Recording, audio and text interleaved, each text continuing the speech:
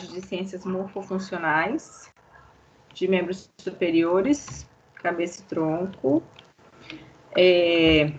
Vocês receberam um artigo, eu mandei um link para vocês de um artigo por e-mail. Além do artigo, a gente tem uma aula de atividade com as seguintes questões, né?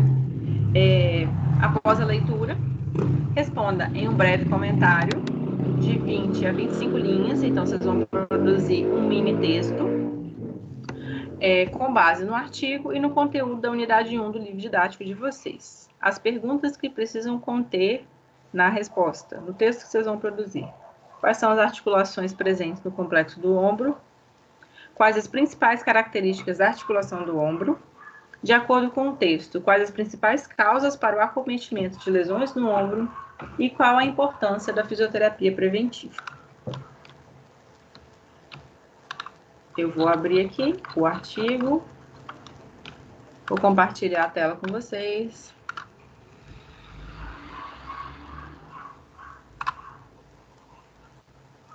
E aí a gente vai discutir sobre isso. Já estão vendo a minha tela? Sim. Ótimo.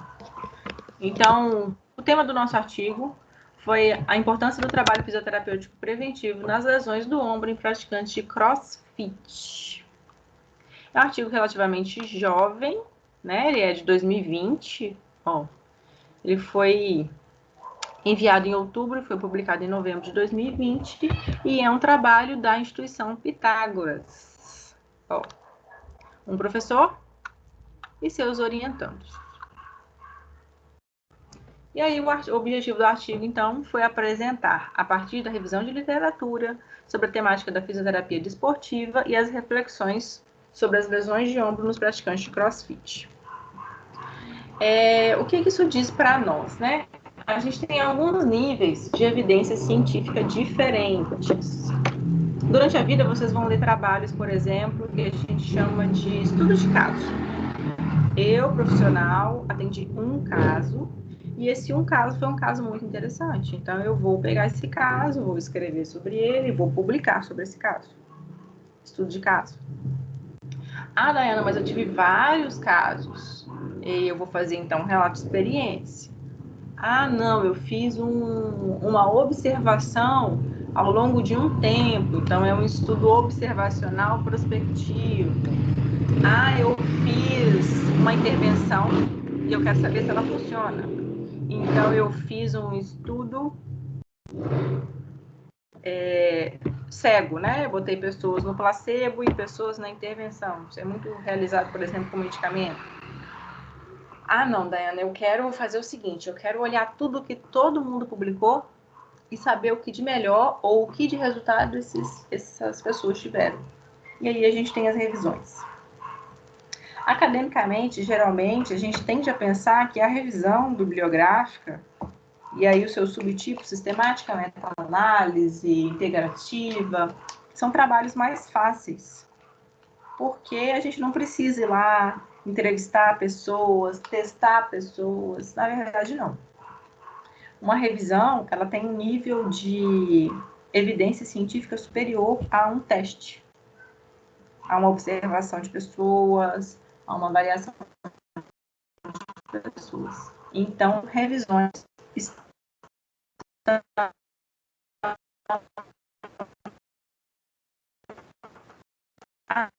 assim sobre lesões de ombro em praticantes de CrossFit. Esse artigo bases do CrossFit, né? Ele vem falando que são os movimentos cíclicos, os levantamentos de peso e os movimentos de ginástica. E aí, como acontece esse treinamento?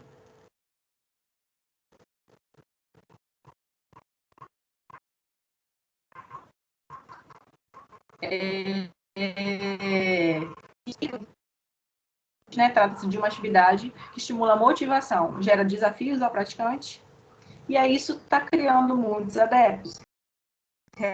Realmente, muitas pessoas começam a praticar CrossFit. Eu tenho várias amigas que praticam CrossFit. Não critico, não pratico porque não tem tempo. Mas ele traz uma reflexão, então, sobre um paradigma entre a fisiologia da articulação do ombro e as bases de treinamento do CrossFit. Pensando um pouquinho sobre a articulação do ombro, o ombro ele é a articulação mais complexa do nosso corpo. Por que ela é a mais complexa? Porque ela é a mais móvel.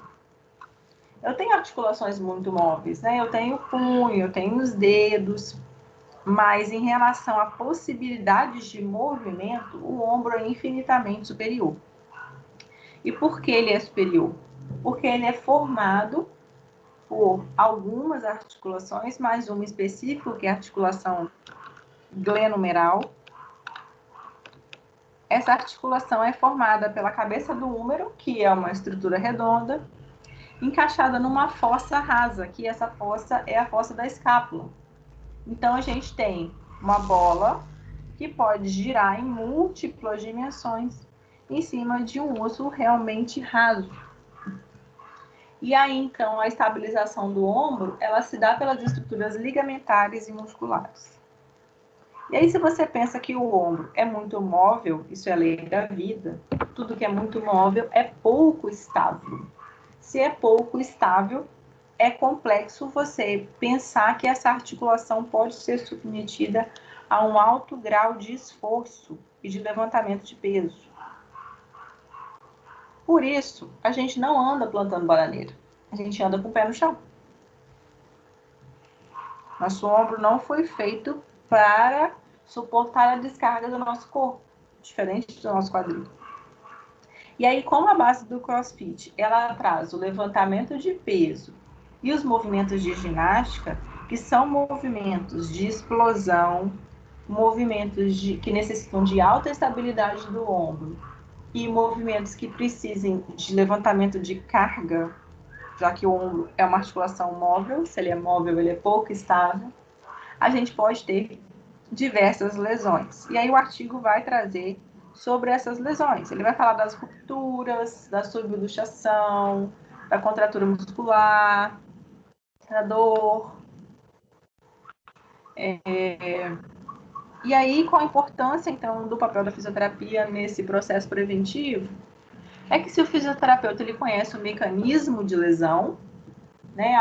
Eu conheço a prática do CrossFit, eu sei como é o planejamento do treinamento, eu sei como é a progressão desse treinamento, então eu posso começar a pensar em trabalhos preventivos para preparar a articulação para ser submetida àquela técnica, ou eu posso desenvolver mesmo trabalhos de redução de processos inflamatórios ou de dor, e aí dos impactos que o CrossFit pode gerar nesses participantes.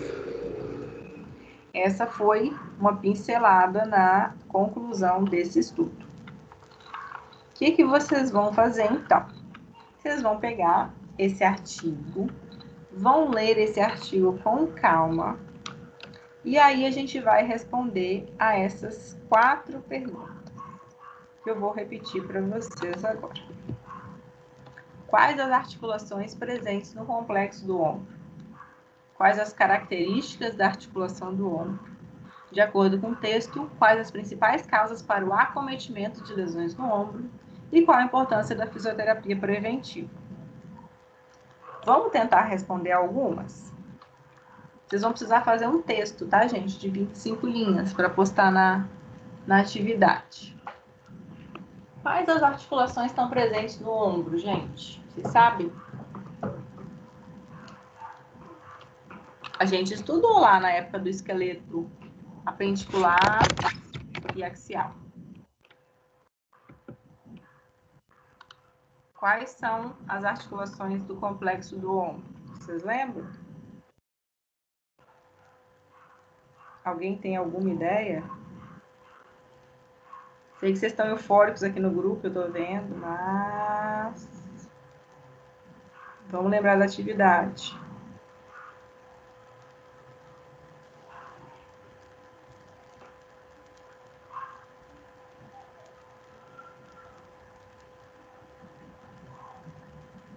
Vocês voltaram a me ouvir? Isso, olha, tem gente me ouvindo. Externo clavicular. Ótimo. Externo clavicular. Mais o quê? Eu dei uma cola descarada quando eu estava falando do artigo. Articulação glenumeral. Acrômio clavicular. Acrômio clavicular, que é a articulação, então, entre a clavícula e o processo acromial da escápula. Subacromial.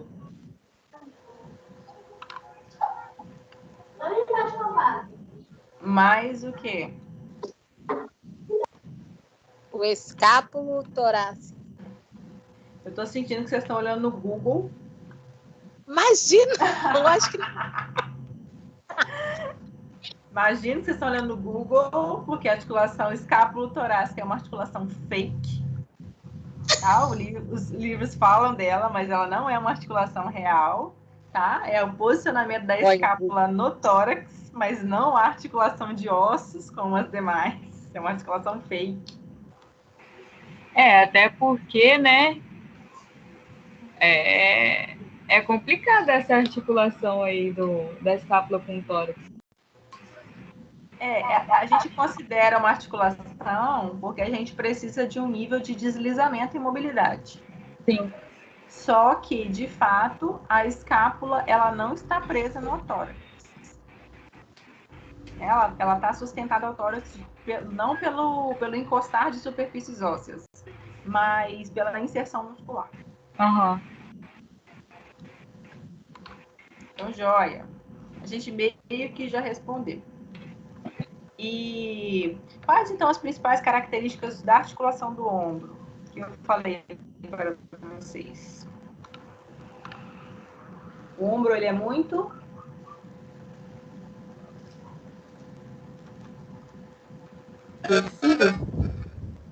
Ele é muito móvel.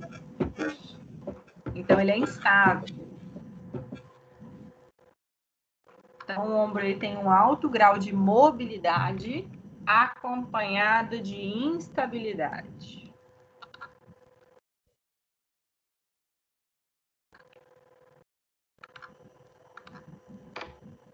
Se a gente for falar isso um pouquinho mais bonitinho, a gente tem 3 planos de movimento.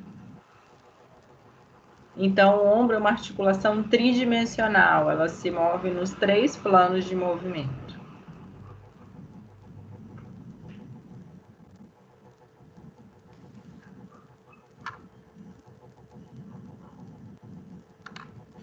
Daiane, boa noite. Boa noite. Essa aula atividade, ela está nessa teleaula 1 de Ciências Morfofuncionais, membros superiores, cabeça e tronco, certo? Isso. Quando eu clico na minha aqui, não aparecem essas perguntas.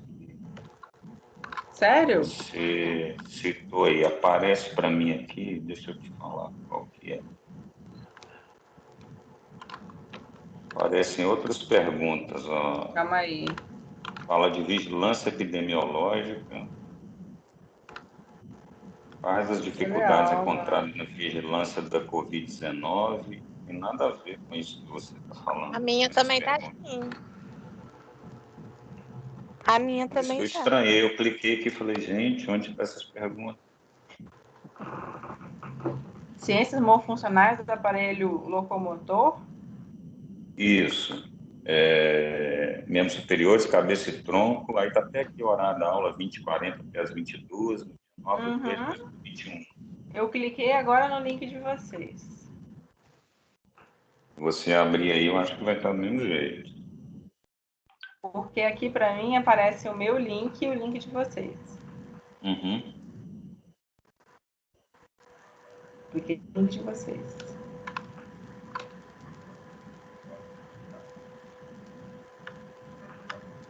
Gente, realmente trollaram vocês. Não foi? Aham. Trollaram vocês real, porque essa semana nós estamos estudando ombro. Meu Deus! A faculdade deu uma sacaneada legal. Você consegue mandar pra gente a sua aula atividade no grupo? Mando sim. Eu mando para vocês. Mas vamos lá, vamos responder as duas, porque nós somos desses. Vamos lá. Já estamos. Valeu, obrigado. Vamos lá, a gente já está na terceira pergunta. Quais as principais causas para o acometimento das lesões de ombro? Falei para vocês também, isso está presente só no artigo, que é o exercício de alta carga e os exercícios de ginástica, que necessitam de estabilidade, que o ombro não tem. E aí, lá no texto, ele vai trazer, então, alguns nomes de movimentos que podem causar essas lesões. Nome de movimentos do CrossFit. E aí, qual a importância da fisioterapia preventiva para esses casos? O que a gente pode fazer com esse povo do CrossFit? Eu vou pedir para o Ailton responder, porque o Ailton está trabalhando com esse povo dos atletas.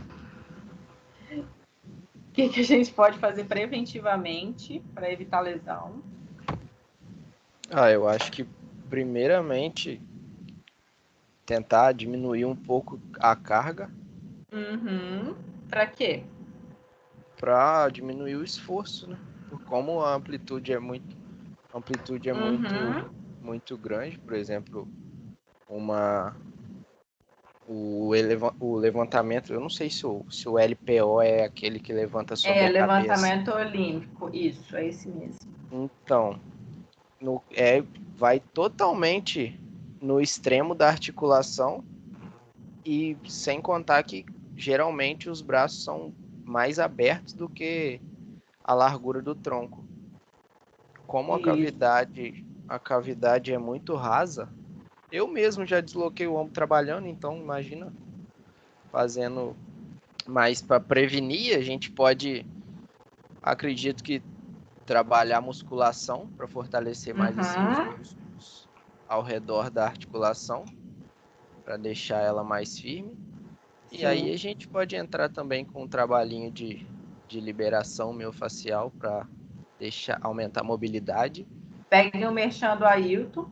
Quem pegou, pegou. Quem não pegou, não pega mais. Para aumentar a mobilidade. A princípio, isso.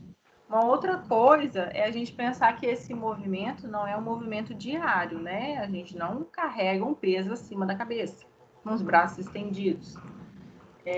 Então, treinar esse movimento para que esse movimento se torne natural para o nosso cérebro é uma outra estratégia. Então, fazer o movimento sem carga, só segurando a barra, até o momento que isso vire uma atividade que não necessite mais do seu raciocínio, também é uma ideia de treinamento. Né? A gente começa a fazer uma habilidade psicomotora, que tira a parte cortical do movimento, né? Que é essa que eu preciso pensar que eu vou arrastar uma barra do chão, estabilizar no meu ombro, jogar ela para cima. Eu preciso fazer esse movimento sem pensar. A partir do momento que eu fizer sem pensar, eu também posso pensar em elevar a carga para esse movimento.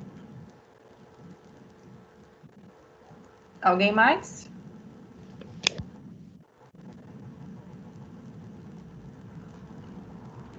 Finalizamos?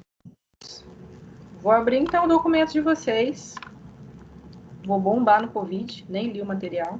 Não precisa. Esse mês eu tô todo final de semana no Covid, tá uma coisa maravilhosa. Vamos lá. A gente precisa então de... tem um outro artigo aqui, gente. Vigilância epidemiológica.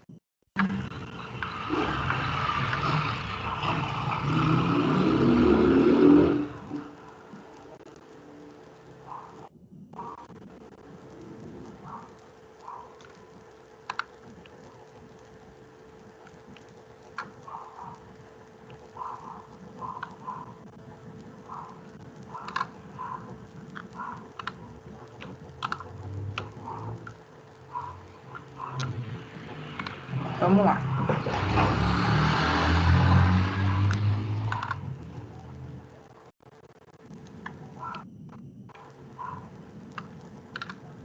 O que é vigilância epidemiológica? Antes da gente responder essa pergunta, vocês sabem o que é epidemiologia?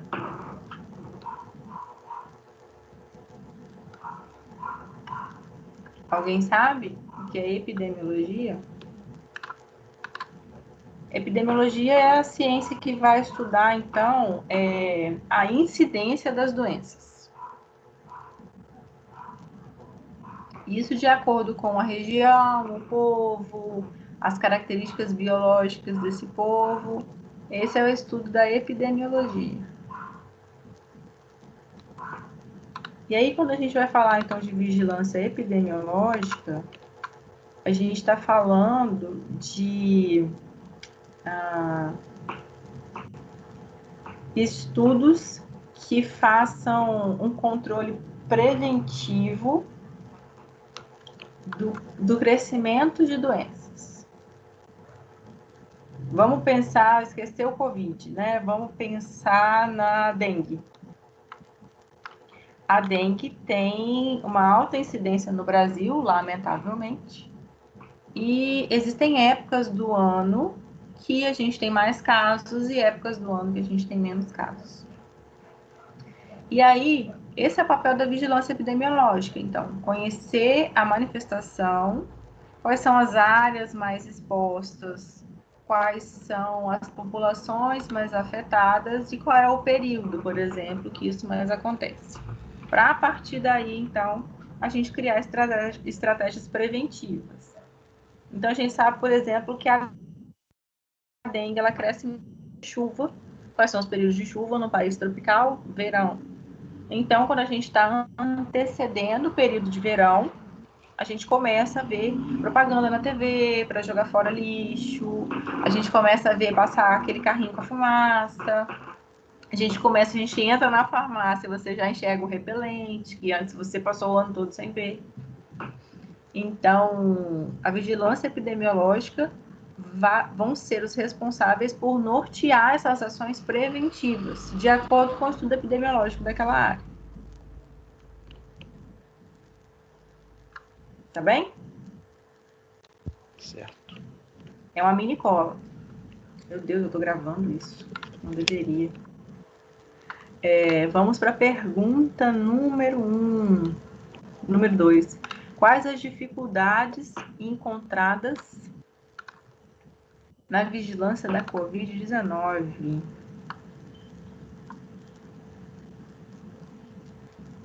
Então, quais as dificuldades encontradas na vigilância da Covid-19? Isso pode ser um pouco de vivência de vocês, gente. O que vocês acham que o Brasil tem problema de vigilância epidemiológica do Covid? A falta de informação? Também.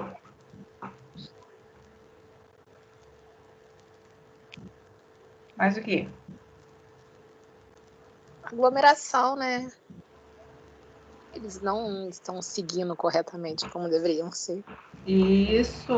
Mas tem uma outra coisa no Brasil também que dificulta muito a gente saber de fato como está a doença. Acho que a politização do assunto, fake news, isso acho que está atrapalhando uma grande maioria.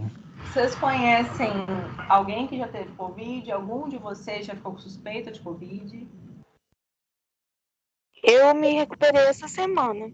Uhul! Aí eu não já pude tomar a vacina. Já teve. Mas alguém teve sintoma e não sabe se teve ou não?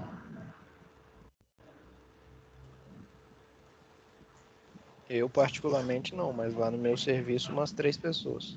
Já tiveram sintoma e não sabem se teve Covid ou não. Ótimo. Então, o que a gente tem no Brasil? Baixa testagem de casos.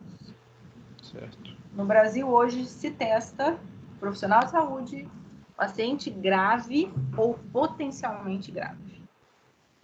Que é um exemplo, o meu exame demorou muito tempo sair. Aí deu tempo de eu me recuperar, o resultado ainda não tinha saído. Agora você Eu acho que é um pensa absurdo. um absurdo. Agora você pensa que você ficou 10 dias, 14 dias sem saber que você estava doente. E que por conta de não saber que você estava doente, você poderia ter contaminado mais 1 milhão de pessoas. Já no meu caso, eu só fiz o teste porque meu namorado fez e acabou que eu estava contaminado e ele não. E eu não Entendi. senti sintomas nenhum, praticamente. E, tipo assim, se eu não fizesse, eu ia continuar sem saber, trabalhando normalmente, E convivendo com os meus pais, contaminando com muita saúde de gente. risco. Exatamente. Então, assim, o artigo, gente, é muito doido, né? É muita mania de ler artigo. Eu abri o artigo aqui em 2 minutos eu vi. O artigo ele vai falar desse comparativo, por exemplo, do primeiro dia que foi diagnosticado o primeiro caso e que em 10 dias depois já tinha muitas pessoas com casos que nem tiveram contato com o primeiro. Então, como assim cresceu tão rápido? Cresceu rápido porque tem muita gente contaminada andando e que não está sendo testado. Então, a baixa testagem de casos é um problema para a epidemiologia do Brasil. Eu acho que por isso que muitas pessoas acabam morrendo. Porque também não inicia o tratamento rápido e espera o resultado, aí quando vê já tá na pior. Pois é. O meu avô, essa semana, ficou isolado por suspeita de Covid. Minto. Essa semana ele saiu do isolamento. E o exame dele não saiu até agora. Até agora ele não sabe se teve Covid. Eu acho que ele teve Covid, mas o exame não saiu. Então, quais atitudes você tomaria para diminuir os problemas na vigilância da Covid-19? O que vocês acham que a gente pode fazer para melhorar esse problema de vigilância de doença?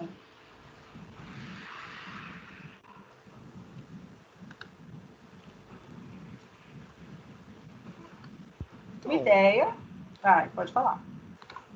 Eu não sei se tá no nosso alcance fazer, mas é que poderia respeitar mais a questão de diminuir as aglomerações e as pessoas que estão com suspeitas, mesmo que sejam leves, se manter restrita, né? Isso. Acho que dentro do nosso alcance é isso, porque a gente não consegue aumentar os testes. Existem muitos testes no Brasil, isso deu até um rebuliço aí na TV. Existem muitos testes no Brasil que estão engavetados e ninguém tirou para usar e eles estão para vencer. Aí. Além dos testes que podem ser os de sorologia ou os testes rápidos, né? Existem os critérios para você usar teste rápido e ele é seguro. Então, a gente também pode lançar mão do teste rápido.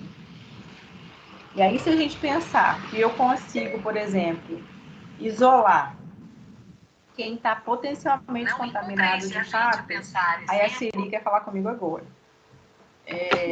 Desse jeito. Se a gente puder isolar quem de fato tem propensão ou quem está contaminado, a gente poderia aumentar a circulação das demais pessoas. Vamos pensar lá atrás, né? Quando a gente começou esse problema todo, se a gente sabia que tinha uma doença circulando no mundo, o mundo entra no Brasil via naval ou aéreo. Concorda?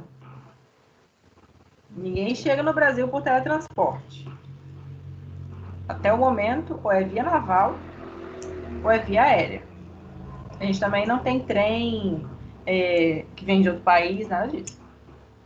Então, se a gente tivesse passado a testar todo mundo que entra e sai do país, a gente também teria, talvez, reduzido o número de casos.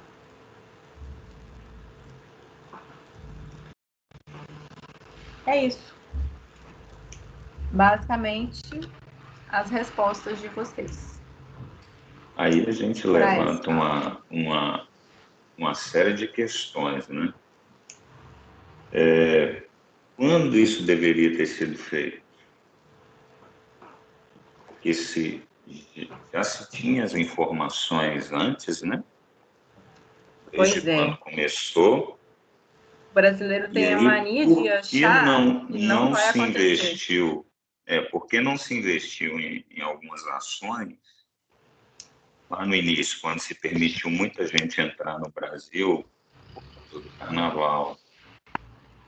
E aí outras coisas que aconteceram, né, depois disso. Pois é. Aí agora E a aí, gente colhe assim, isso aí. quando o boom estourou na China, né? Porque, na verdade, Covid-19, porque eles soltaram a publicação dos casos gravíssimos em 31 de dezembro de 2019. Aí, 10 de janeiro do ano passado, a gente da saúde já sabia que eles estavam com esses casos de uma doença viral potencialmente letal, gravíssima, do ponto de vista respiratório, que inutilizava os pulmões e que eles não sabiam tratar, não tinha remédio. E mais uma coisa, eles publicamente falaram: nós escondemos os casos. Nós viemos agora comunicar, mas isso já está acontecendo. Ou seja, não nasceu no dia 31 de dezembro de 2019. No dia 31 de dezembro de 2009, eles assumiram a existência. E aí, o que os bonitos fizeram? Construíram hospitais. E lá onde começou, a mortalidade foi muito menor do que aqui. Porque eles sabiam do tamanho da pancada que viria. E aí eles começaram a traçar planos de ação para reduzir isso. No Brasil, não. No Brasil, a gente espera acontecer. Para depois pensar no que a gente vai fazer. E no caso, até hoje a gente está pensando. A gente não está fazendo. A gente está pensando. Não, Até porque hoje. muitos pensando, as cabeças pensantes aí que a gente tem, muitos pensando nos seus próprios interesses. Essa é que é uma das grandes dificuldades que a gente tem. Com certeza, com certeza. Se alguém falou aí, não me lembro quem, se politizou o negócio, e agora até para se desfazer isso é uma dificuldade. Até porque, assim, o estado de calamidade autoriza o nosso governante a usar o dinheiro público de qualquer jeito. Sim. Em virtude da pandemia. Então, acabar isso, qual é a vantagem de acabar isso? Para nós, a vantagem é enorme, sabe por quê? Porque vai movimentar o emprego, a gente vai voltar para a rua, a gente vai trabalhar mais, a gente também vai consumir mais, a gente vai conviver mais, enfim, a sociedade vai girar. Se nossos gestores pensassem assim de eu quero que o meu povo produza, eu quero que eles possam viver, eu quero que eles possam comer, eu quero que meu país tenha a grana para negociar com outro, talvez a gente tivesse outra perspectiva. Mas essa não é a nossa realidade. Não é mesmo a nossa realidade. Muito complexo discutir isso no nosso país, né? Bem complexo. Falo que o brasileiro é um povo que faz piada de desgraça, né? A gente tem essa capacidade de fazer piada da desgraça. Porque, olha... virou piada mesmo. Para ser brasileiro, a gente tem que ser artista. Essa é a verdade. A gente tem que ser artista. Mas é isso, gente. A Covid está aí, ela não acabou. Para quem ainda não acredita, porque existem pessoas que não acreditam, tá? Existem profissionais de saúde que não acreditaram até pegar. Ela existe, ela é cruel. Nem todo mundo tem sintoma respiratório. Tem gente que vai ter AVC, tem gente que vai ter infarto, tem gente que vai ter morte súbita, tem gente que vai ter tromboembolismo pulmonar, tem gente que vai ter delírio, tem gente que vai perder o olfato. Tem colegas de trabalho que perderam o olfato e não recuperaram até hoje. Eu perdi e não recuperei. Tô contando disso para recuperar, porque é horrível. E a gente não faz a menor ideia de quando isso vai acontecer. Se é que vai acontecer. Falando de fisioterapia intensiva, né? Tenho vivido isso já tem uns meses. Quando o paciente melhora, ele melhora clinicamente. A imagem radiológica do pulmão continua com fibrose. Pode ser que essa pessoa jamais recupere a função pulmonar que ela tinha antes. Jamais. Então você imagina, seu futebol de final de semana acabou pro resto da vida. Sua bicicleta? Também não. Você não tem condicionamento cardiopulmonar nunca mais. E aí, né, aquele discurso do presidente. Só idoso. Eu não quero que meu avô seja esse idoso, nenhum dos meus avós sejam esses idosos, eu espero que o avô de ninguém também. Mas não é só idoso. Hoje a gente tem pessoas de 20 anos, 24 anos, 30 anos, ou seja, na minha faixa etária, na faixa etária de vocês, a gente não quer ser essas pessoas, a gente também não quer que nenhuma das pessoas que a gente conheça sejam essas pessoas. Então a gente precisa se cuidar. É isso. Esse é o recado. Continua se cuidando, porque não está fácil. E falando do ponto de vista de saúde, a gente está começando a ter a segunda cepa da doença, tá, gente?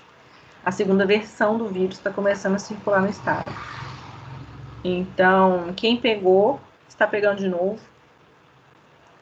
E a gente está tendo, então, um momento de recontaminação e um momento de progressão do número de casos. Provavelmente, mês que vem, a gente deve ver outro pico da doença. Se cuidem, usem máscaras e na nossa aula, semana que vem, todo mundo bonitinho de máscara. Estaremos juntos, porém separados, fazendo o nosso momento de estudo. Ok? Estou aqui à disposição de vocês. Vocês daqui a pouquinho vão ter aula, então eu vou encerrar, até para vocês comer alguma coisa, tomar uma água, ir no banheiro, voltar. A partir de agora, a gente sempre vai ter o nosso encontro antes. Então, vamos ler o material antes. Inclusive, eu vou olhar o material de vocês, porque colocaram um material para vocês e para mim. Mas é isso. Estou ansiosa para o nosso encontro de quinta-feira. Quero conhecer vocês, pessoalmente. Tá bom? As meninas podiam levar salgadinho. E os meninos refrigerante. Gente, já fiz muito isso na minha vida. Não julgo, tá? Se combinarem, eu levo. Porque, né, eu vou ficar lá até as 10 da noite. Então, já sabem, vou comer. Mas é isso. A outra coisa que eu ia falar. Gente, já estava esquecendo. Para o pessoal que chegou mais tarde. Quinta agora, nós vamos fazer a aula via Teams, a partir das 18 horas. Tá? A aula será gravada, não tem problema, eu sei que está em cima da hora, para quem precisa se organizar no trabalho. Porém, na quinta que vem, a gente começa os nossos encontros presenciais. Estamos dividindo a sala em 2 grandes grupos. Um grupo vai entrar às 17h40 e vai até às 19h40. O outro grupo vai entrar às 20 horas e vai até às 22 horas. E a gente vai fazer a prática lá no laboratório da faculdade. Ok? Beleza. Não esqueçam da roupinha branca. Todo mundo. Roupinha branca, Alô. calça. E... Só correr atrás disso agora. Exatamente. Pedir online. E a vida é essa. Exato. Então tá bom, gente. Boa noite, fiquem com Deus. Estou à disposição. Estou feliz que a gente vai se encontrar. Acho que vai ser um semestre produtivo. E é isso aí. Não esqueça do PTG, hein? Já comece a organizar os grupos. Se vocês não se organizarem, eu vou sortear, porque eu sou dessas. Bom? Fechou. Boa Beijos, noite a todos. foi ótimo reencontrá-los. Boa noite e até a próxima. Boa noite, fica com Deus. Boa noite para todos. Boa noite. Boa noite. Boa noite, pessoal.